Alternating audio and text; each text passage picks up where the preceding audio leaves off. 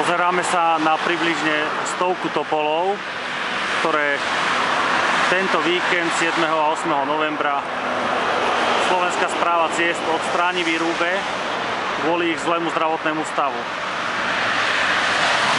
Nachádzajú sa na Tatranskej ceste v Ružomberku na frekventovanej medzinárodnej ceste I/18.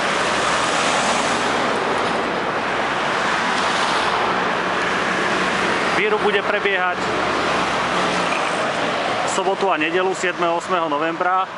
Za plnej premávky policajti a Slovenská správa ciest budú na dobu výrubu postupne odstavovať premávku. Aj preto odporúčame vodičom z Ružomberka, aby použili obchádzky cez Lískovú a Likavku, respektíve cez Šťavničku.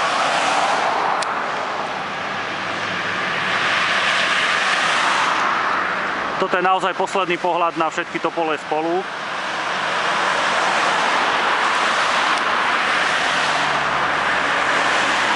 Zajtra a v nedeľu budú vyrúbané.